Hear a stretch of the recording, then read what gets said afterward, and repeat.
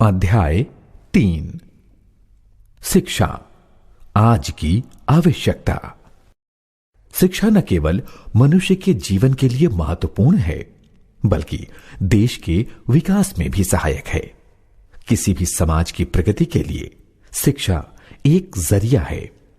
हमें इस बात पर प्रसन्नता भी होती है कि हमारी सरकार हर प्रकार से शिक्षा को बढ़ावा देने का संपूर्ण प्रयास कर रही है। 5 साल से 15 साल तक की आयु वाले बच्चों के लिए सरकार ने शिक्षा को अनिवार्य कर दिया है। ऐसा नहीं है कि आज के समय में ही विद्यालयी शिक्षा आगे बढ़ी है। अतीत में भारत में भी गुरुकुल स्थापित किए जाते थे जहां विद्यार्थियों को पढ़ाया जाता था। तक्षशिला विद्यालय प्राचीन भारतीय समाज की देन है। वेदों का ज्ञान, उपनिषदों का पठन सब शिक्षा के ही उदाहरण हैं। हमारी सरकार निम्न वर्ग के लोगों के बच्चों को शिक्षा देने के लिए बहुत कुछ आर्थिक सहायता प्रदान कर रही है। प्राथमिक, प्राइमरी कक्षाओं तक विद्यार्थियों को निःशुल्क पढ़ाया जा रहा है। उन्हें सरकार की ओर से वर्दी तथा किताबें मुफ्त में दी जाती हैं। हर तरह से यही कोशिश की जा रही है कि निम्न एवं मजदूर वर्ग के बच्चों को शिक्षा अनिवार्य रूप से मिले।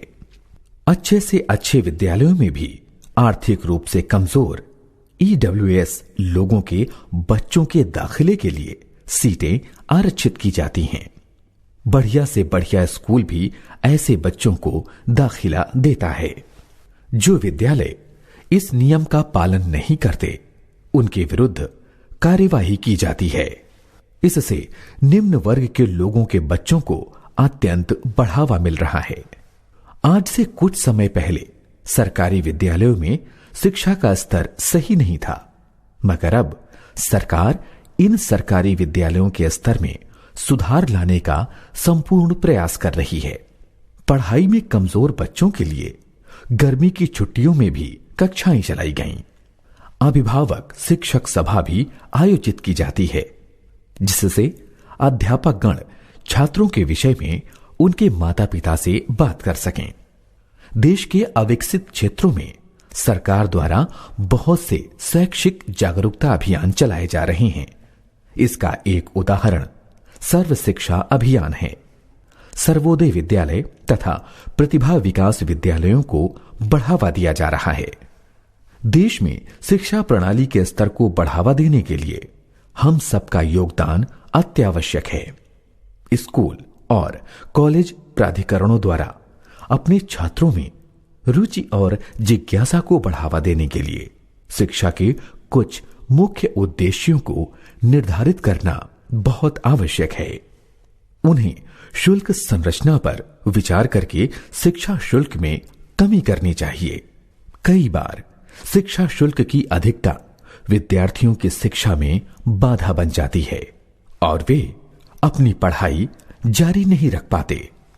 लोगों के बीच में समानता लाने एवं सभी के वैयक्तिक विकास के लिए हमारा यह कर्तव्य है कि सभी के लिए शिक्षा की सुविधा में संतुलन बनाना होगा।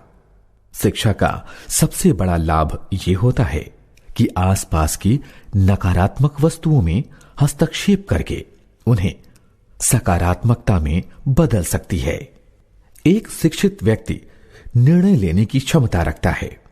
एक शिक्षित व्यक्ति अच्छी नौकरी पाकर परिवार का गुजारा चला सकता है।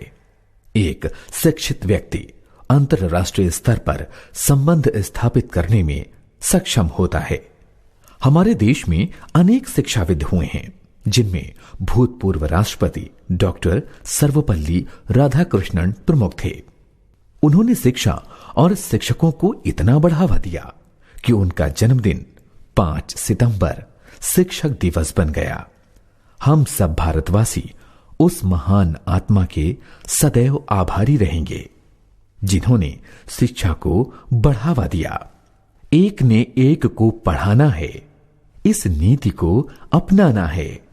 भारतवासियों को साक्षर बनाना है, ज्ञान का दीपक जलाना है।